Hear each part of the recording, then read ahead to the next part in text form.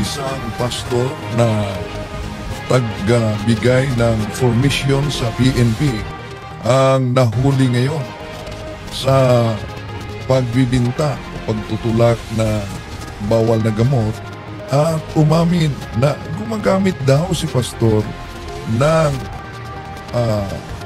droga.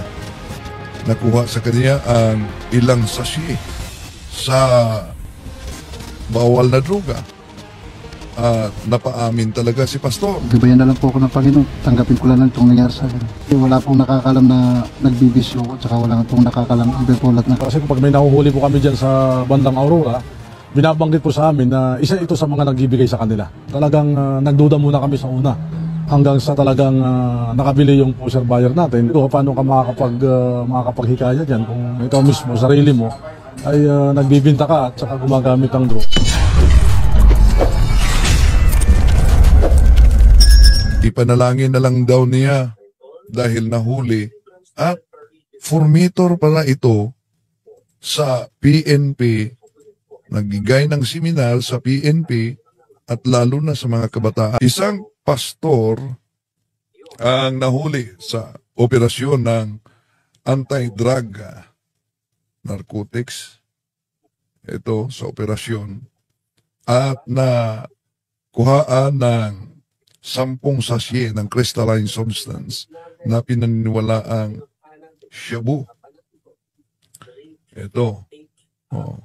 So, di natin pangalanganan si pastor at di natin pakita ang kanyang mukha. Ito ang kanyang ID sa PNP National Headquarters dahil siya pala ay magbigay ng seminar sa mga pulis. Oh. Magbigay siya ng seminar sa mga pulis. Pero, sa operasyon, nahuli si pastor na nagbinta ng bawal na gamot, yung droga. Kaya, sa operasyon, napaamin tuloy. Kumanta si pastor. Gabayan na lang po ako ng Panginoon. Tanggapin ko lang itong nangyari sa akin. Wala pong nakakalam na nagbibisyo ko, tsaka wala pong nakakalam ibepolat na kamag-anak. Plus lahat ng benefits ko sa financial, tinutulong ko po sa church. Kaya lang nagkataon na talagang kapos na ako. Paano paraan na nahuli si pastor? Ayon sa PNP, sa mahuli daw nila na may kaugnayan sa drugs, yung mahuli nila kumanta kung saan sila makabili din ng drugs at ikinanta si pastor. Kaya, nagsagawa ng surveillance ang PNP at nagkataon na yung asset ng PNP nakabili ng crystalline substance, ang tawag niyan sa operasyon, dahil ako makasama ko minsan ang PNP sa operasyon, ang tawag din crystalline substance. Hanggang mapatunayan sa PNP laboratory sa Suco na ito talaga'y shabu, crystalline substance. At ayon sa PNP, kasi pag may nahuhuli po kami dyan sa bandang Aurora, binabanggit po sa amin na isa ito sa mga nagbibigay sa kanila. Talagang nagduda muna kami sa una hanggang sa talagang nakabili yung pusher buyer natin. Ito, paano ka makakapaghikaya dyan kung ikaw mismo, sarili mo, ay nagbibinta ka at saka gumagamit ng drug.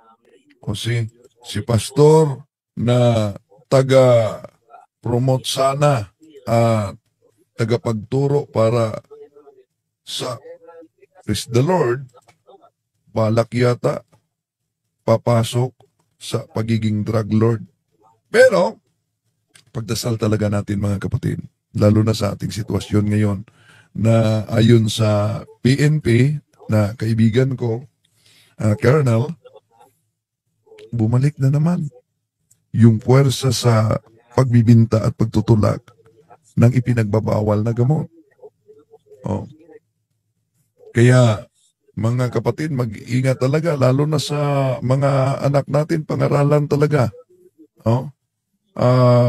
Dahil ito'y isang palatandaan na nasa espiritual na digmaan tayo. Imagine, itong pastor na ito na nahuli, tagabigay pa ng seminar ng PNP. At pagkatapos, tinatawagan ako ni Doktor. Okay, sandali muna. Eto, papasok muna tayo sa punto por punto dahil tumawag na tinatawagan na ako. Good evening, brother. Oy, kamukha mo si Alexander ah. May tanong po ako, brother. Dalawa pong tanong natin. Pinakauna, yung Eucharist po. Dahil hindi kasi matanggap ng mga Baptist na dahil ang interpretasyon ng Katoliko literal, hindi meaning na kailangan natin kainin yung flesh ni Jesus at blood ni Jesus dahil tinight ko sa Exodus kung nagawa ng Diyos na yung burning bush good, brother, na kung nasunog yung burning bush at the same time hindi nasunog, kung ang nature ng Diyos ay tatlo at saka isa, kung nagawa niyang sabihin na siya ay Alpha at Omega at beginning, first and last, bakit hindi biblically possible na ang bread at wine literal at saka hindi literal? At saka mag-a-appeal kasi sila, brother, na hindi daw literal dahil sa Mark 21 yung kuan, good father, brother, yung kuan, brother, yung Last Supper na mga story. Ang basis kasi namin, brother, yung John chapter 6. Tapos hindi nila masagot, brother. Siguro ang tanong ko, brother, dahil may isang verse sila sa Leviticus na hindi daw symbolic lang yung John chapter 6 dahil sa Leviticus may batas kasi na hindi pwede inumin yung dugo. At si Jesus at that time nag-follow sa Judaic law. Yun yung question ko, Father, kung ano ang pwedeng pang rebuttal doon, or tama ba sila na symbolic talaga yung John chapter 6 dahil doon, pero sa palagay ko hindi man. Dahil maraming tanong ko na hindi nila nasagot, at yun lang yung nataha ako ba, yung Leviticus. Yun lang, brother. Okay, so nandyan ba si Brother Romel Palma? Nandyan ba? Brother Romel? Brother Romel? Romel Palma? Wala si Romel Palma. Ikaw sumagot, Brother John Ray. Yes. Una, kapatid, anong talata yung Leviticus? Yung Leviticus 14 ba sinasabi mong talata? Verify ko na muna, brother, ha? Para sa Leviticus 14 yata yung sinasabi mo? Para makita natin bago natin sagutin. Leviticus 14? Verify ko muna. Ay, tingnan mo muna. Bago natin bigyan ng sagutan. Leviticus 10:14 ba yun? 10:14? Yung ibig mong sabihin? Wait lang, brother, ha? Sige.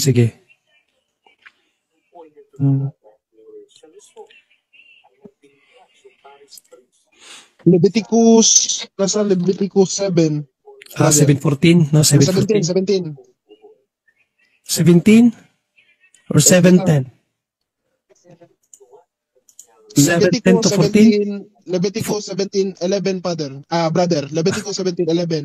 For the life of creature is in the blood, and I have given it to you to make atonement for yourself on the altar. It is the blood that makes atonement for... Sige, basahin natin dito bro, para makita ng lahat. Tingnan natin kung anong nakasabi dito.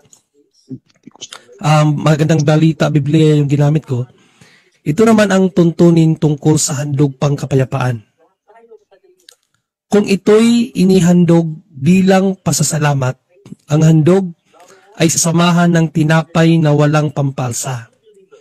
Ito'y maaring makakapal na tinapay na yari sa harinang minasa sa langis, o maninipis na tinapay na pinahira ng langis, o tinapay na yari rin sa harinang minsan sa langis, o minasa sa langis. Ang mga ito ay isama sa tinapay na may pampaalsa at sa handog, pangkapayapaan bilang pagpapasalamat. Sa bawat uri ng tinapay ay magbubukod ng isang ihahandog kay Yahweh at ito'y kukunin ng paring nagbuhos ng dugo ng handog pangkapayapaan. Okay, maraming salamat sa talata na ito, no? Well, dahil ang kinote niya kapatid is ang Leviticus, of course, sa Leviticus, symbolic yan. Kasi hindi pa man bumaba ang ating Panginoong Jesucristo dyan. So, sa Leviticus 7, nagfi-figure out na siya ng mangyayari sa darating na mayroong isang alay na gagawin para kay Yahweh. Nakuha mo? Oo, brother. Sa Leviticus, natural, symbolic yan. Hindi pa yan literal kasi wala pa naman natin Panginoong Jesucristo. However, sa New Testament, napakalinaw yung sa 6, no? John 6, napakalinaw ito. Bakit sasabihin nilang symbolic? Basahin natin kung symbolic ba ang pagkasabi dito? Basahin ko sa iyo na ito ay literal. Hindi yan symbolic. Kasi ang sinabi ng Panginoong Jesucristo dito, tunay na katawan. Pag sinabing tunay, literal ba yan, kapatid? Hindi, yan yung tanong na hindi nila Yan, kasi hindi nila tanggap. Pero kung susundin lang natin ang banal na kasulatan, literal yan kasi tunay nga eh. Pag sinabing tunay bro, hindi yan symbolic. Ang synonyms ng tunay is literal. Synonyms ng dalawa na yan. Pwede pa mag-add, brother? Dahil nakipag-debate ako, hindi na natin nag-discuss lang. Sige lang, mamaya na yan. Tingnan muna natin itong talata. Kita naman ng ating mga na ang tinapay na binabanggit sa New Testament is not symbolical like sa Leviticus. Kasi sa New Testament, ang sinabi ng ating Panginoong Jesucristo, tinapay na bumababa mula sa langit. No? Basahin natin muna sa 48. Ano ba ang sinabi ng Panginoong Jesucristo sa 48? Ito. Ako ang tinapay ng buhay. So masasabi mo bang symbolical yan? Nung sinabi ba niya yan na siya ang tinapay, nasa harap ba siya ng mga tao bro o hindi? Ano yun, brother? Nung sinabi ng Panginoong Jesucristo sa John 6:48 na siya ang tinapay ng buhay, literal ba yan o symbolical? Literal, brother. Dahil literal yan kasi andyan siya nung sinabi niya, kaharap niya yung mga tao sinabihan niya na ako. Personal pronoun, ako ang tinapay ng buhay. Refer sa kanyang sarili. Di ba? Oo, brother. Tingnan ko yung talata na, wait lang ang sinabi niya na, ang aking katawan ay tunay na pagkain. Hanapin ko lang yun kung saan yun. Ayan, ito sa 55. Saan natin sa 54? Ito sinabi niya sa 54. Ang kumakain ng aking laman. Tingnan mo ano ang pinapakain niya ang kanyang? Laman. No? Hindi niya sinasabi, ang kumakain ng tinapay na yan. Hindi niya sinabing, tinapay na yan, aking laman. Tumutukoy sa kanyang flesh. At umiinom ng aking dugo. This is a literal statement, kapatid. No? Talagang sa kanya galing. Ay may buhay na walang hanggan at muli ko siyang bubuhayin sa huling araw. Sapagkat ang aking laman ay tunay. Sinabi ba niya ang aking katawan, ang aking laman ay symbolic o tunay? Tunay. Tunay na pagkain. Ang synonymous ng tunay, literal. Synonymous yan. Tingnan niyo sa dictionary, anong synonymous ng true. Di ba literal? Tunay na pagkain at ang aking dugo ay tunay na inumin. So, alin dyan ang symbolic? Itunay nga. Pag sinabi mong symbolic bro, hindi yan tunay. Halimbawa, ang watawat ng Pilipinas ay sumisimbolo sa ating bansa. Yung watawat, simbolo siya ng bansa. Tunay ba na ang watawat ay bansa o hindi? Hindi. Hindi kasi simbolo lang siya, di ba?